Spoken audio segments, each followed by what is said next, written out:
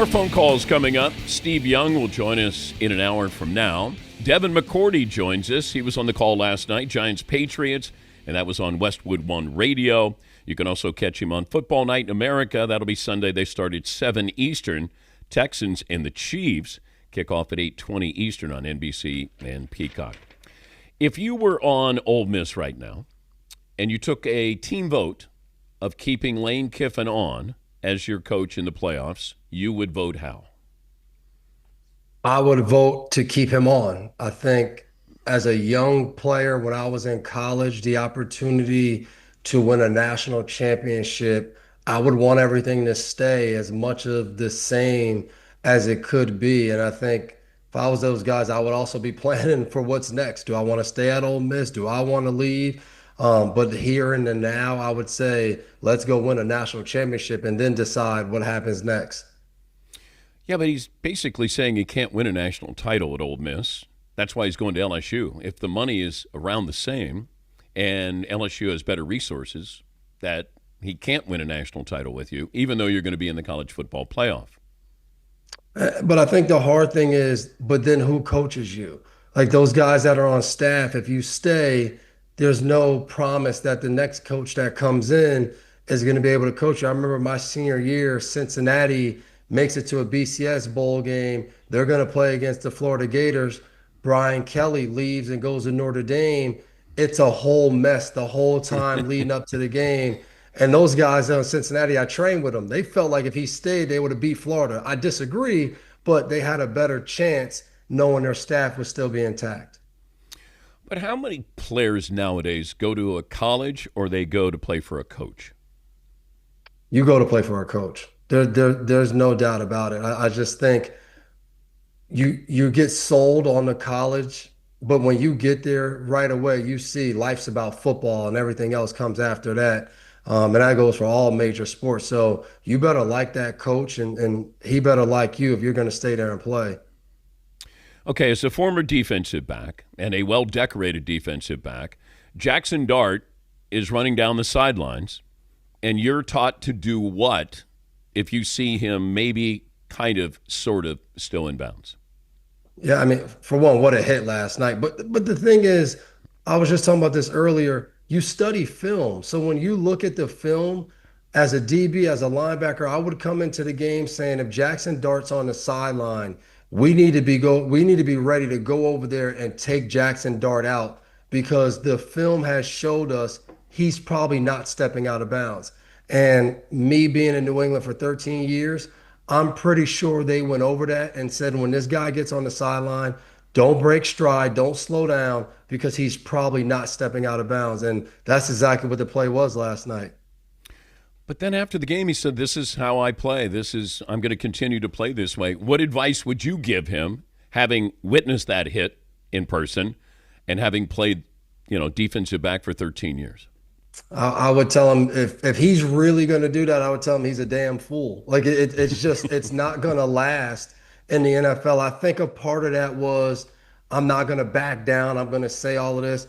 I do believe he's going to change some things up because I think even as a teammate, if I'm on the offensive line, my job is to protect you. I need you to help me protect you. I don't want to get fined and get 15-yard penalties because we're attacking guys for hitting you when you should just step out. So I do think he'll make the adjustment. He needs to be out there. I think the speed surprises him sometimes. He thinks he has a step, and then the next thing he knows, he's getting hit because these guys are a lot faster. America seems in love with Drake May. Everybody's How does that in change? Drake May. How does that change? Where we've seen this with New England quarterbacks before, where hey, what a great story, and then all of a sudden they turn on you. How long does that last? Where Drake May and the Patriots playing this well that it's still a good story and everybody likes Drake May?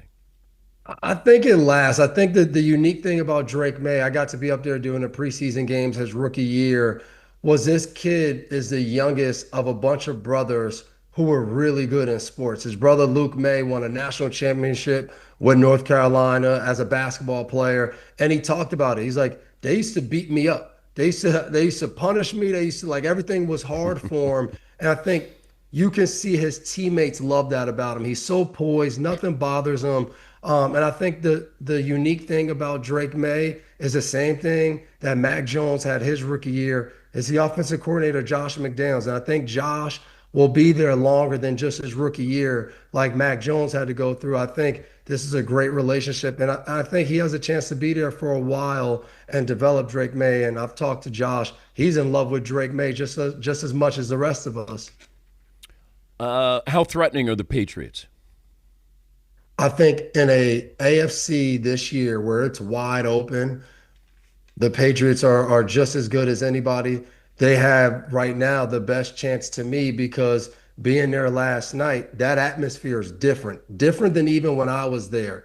When I was there, it was we're expected to be here. We'll show up in the AFC Championship and cheer. If the game's close, we'll go crazy and help you out. Being in that atmosphere after two bad seasons, you could see the fans were like, man, we thought we were gonna have to wait maybe 15 years to be good again. And their energy, the way they're showing up to the stadium early, staying the whole game, I think they feel like, hey, we got to give this team this boost because we had no idea we'd be this good right now. Talking to Devin McCourty. He works for Football Night in America, three-time Super Bowl champ with the Patriots, three-time All-Pro. Football Night in America, they will give you the Texans and the Chiefs, and coverage starts at 7 Eastern.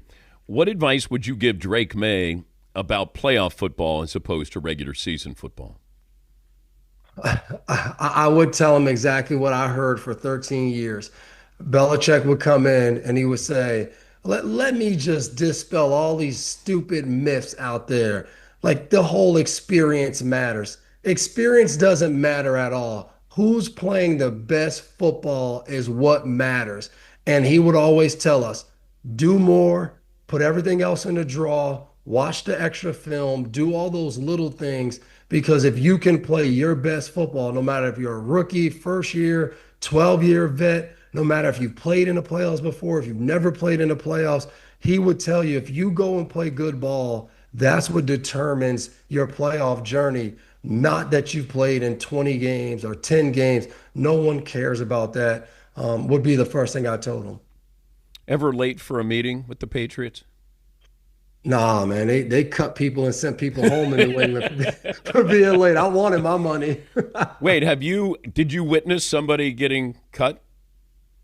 Um, yeah, we had a guy who came late Saturday, my second or third year, and they didn't cut him that Saturday, but Tuesday after the Sunday game, he was inactive, and then that Tuesday he was gone. And I saw guys get sent home for being late all the time. Who told us the story about they faked being in a car accident because they were going to be late with the Patriots? And do you remember that, Paulie? We're checking. Was that Scott Zolak or something? I forget who we had on. That sounds like a Zolak story. Yeah, because you had to have a good story because if you didn't, you were going to be in trouble. And especially if you were a secondary guy on that team. I mean, Oh, yeah, no Paul. doubt about it. Dan, he told us a story. It was a former Patriots O-lineman, Rich Omberger. He said he intentionally got into an accident because he knew he was late. And he wanted a real excuse. We had a guy, Kyle Arrington, car, it was snowed. His car couldn't get out of the parking lot. He hitchhiked to work just in fear of being late, went out on the road and stood there and asked somebody, hey, I play for the Patriots. You mind dropping me up the street at Patriot Place? So the AFC is open right now, it feels like. And if the Patriots get the home field advantage, I don't think they're – and the Chiefs don't make the playoffs or the Ravens don't make the playoffs, or even if they do, doesn't feel like anybody scares them, including the Buffalo Bills, who they have coming up this next game. Yeah, I think they already went to Buffalo and won. And I think right now they've gotten in this rhythm. And I think even going off last week, they go play Cincinnati, and it just felt like this past week Vrabel was just tearing into them. And I don't know that for sure, but the way they came out Monday night felt like it was a response to them feeling like they didn't play their best ball the week before in Cincinnati. And I think I remember being on those teams that made that run. It was all about after Thanksgiving. How did we just play our best football? We had seasons where we didn't give up a second half touchdown in games, from the second week in December all the way through winning a Super Bowl. Like those things that you can do and be special in, that makes a difference. And this team just feels like they're moving in that direction. More concerned about the Chiefs or the Eagles?